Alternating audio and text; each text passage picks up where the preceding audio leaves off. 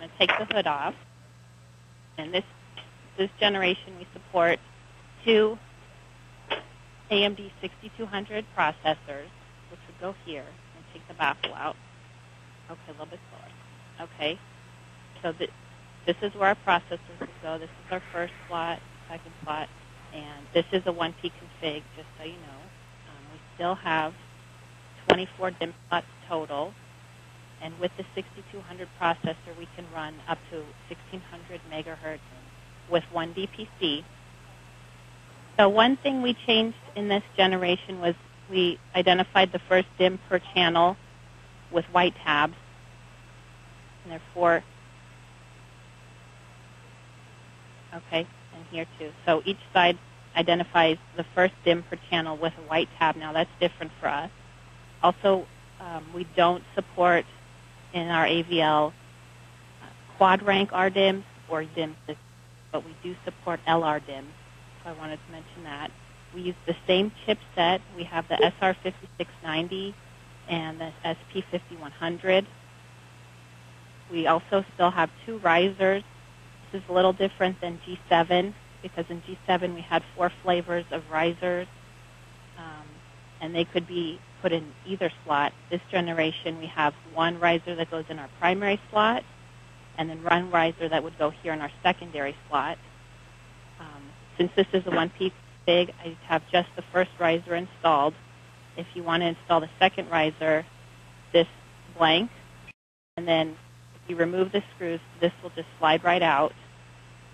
And this riser, this is the secondary riser.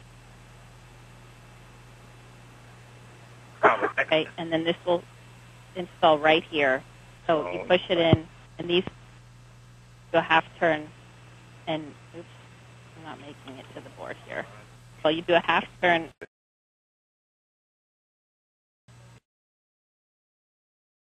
Sorry. Okay. So back to the primary, right? This board has 3 slots, 3 PCIe slots. This board is shared with the DL380p Gen 8, and it's a pass-through board.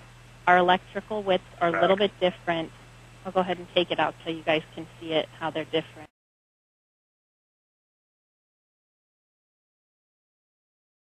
So this one for us is a by 8 by 8 by 4.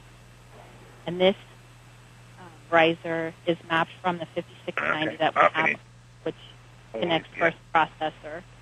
Okay, so as I was saying, this board, the PCIe lanes map from the 5690 and the system board, which are connected to the first processor.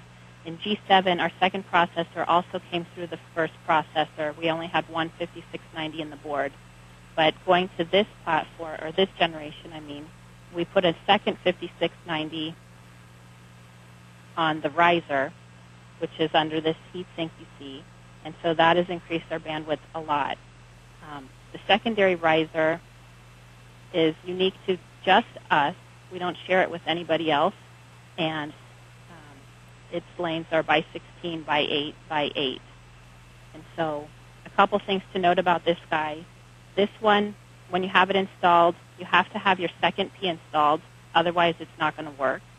And also, if you have the second P and the secondary riser installed, but you don't install any PCIe cards here, the board's not going to turn on. That's one of the power-saving features we implemented for 385.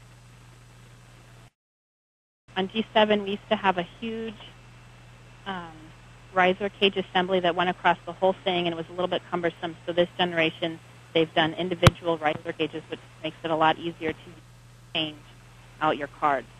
So back to the front, our fan cage assembly is a lot cleaner, more elegant this time. This one's similar to the DL380p Gen 8. So you just pop up the handle, and the fans just lift right out. So that's a lot nicer. They used to be, the cage was screwed into the board. And then if you look here in the front of the box, there are a lot of cables that come out at the front of the board. In G7,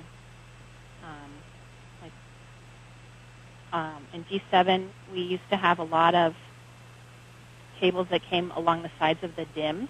Really cumbersome to put the baffle into the unit.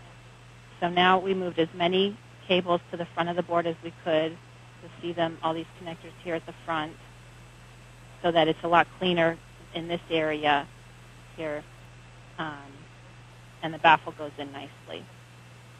A little farther up to the front of the board, here at the front end. So in this generation, our standard drive cage assembly is an 8 small form factor cage, and that's going to connect to the embedded controller we have in our box, the P420i. We also have an option to add another 8 drives instead of the optical, so you have 8 plus 8, which is not shown, but that'll give you 16 small form factor drives. For the secondary drive cage, you would need another controller. We don't have an expander card in a slot option like we did previously. So you would need another controller to run the second set of second drive cage.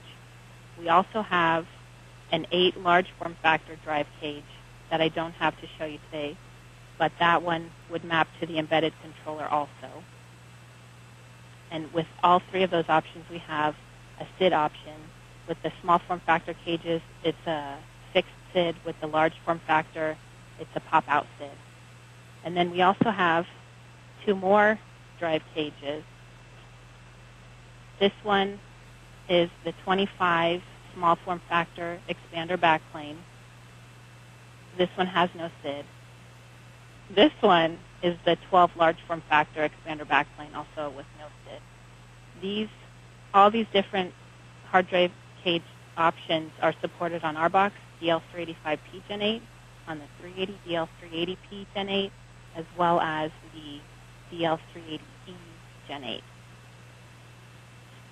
Okay, so that's the tour of the product. I'm going to go ahead and show the hood label. There was interest in knowing how to configure memory, so that information is documented in the quick specs. We also have information here for DIMM population procedures. So this information is going to help you know what to do when you have DIMMs to install. I mentioned that we don't support UDIMMs anymore. That information is still in the hood label, but it is not on the HP AVL for the AMD Gen 8 platforms. Oh, I did want to mention, though, that it is a simpler configuration this time because we only have single rank and dual rank RDIMMs, and then we have LRDIMMs, and those RDIMMs and LRDIMMs can't be mixed, but we don't have the quad rank RDIMMs anymore. We don't have UDIMMs, so it's a simpler configuration.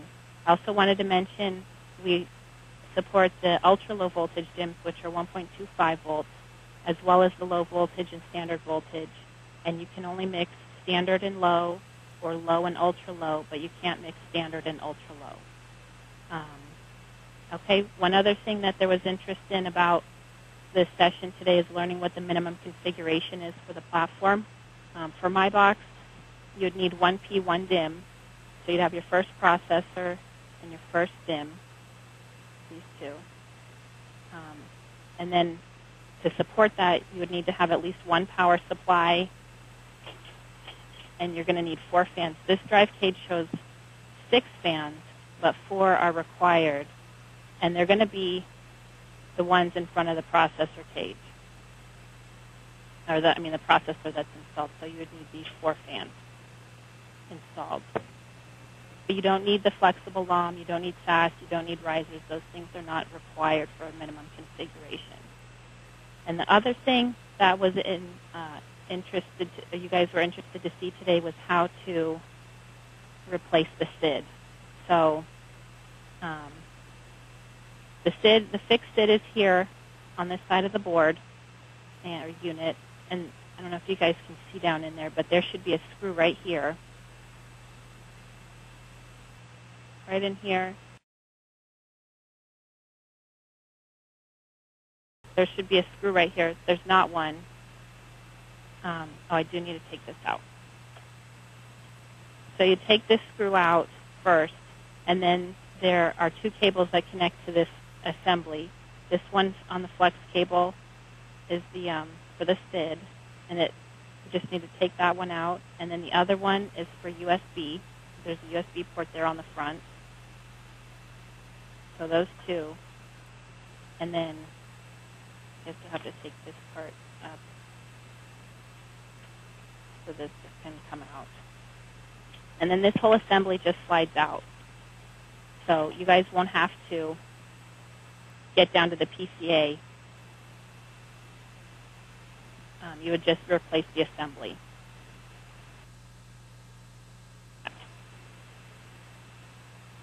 So, and to put a new one in, you would just reverse these directions. You just stick these stuff in here.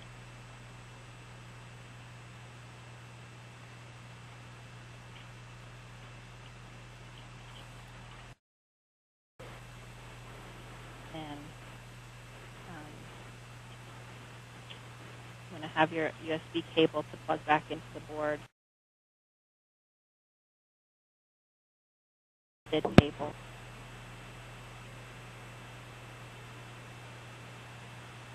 There's a little bit of tension there to hold it on, but you just got to get past that to get it in there. And then you would put the screw back in here to hold the assembly in place.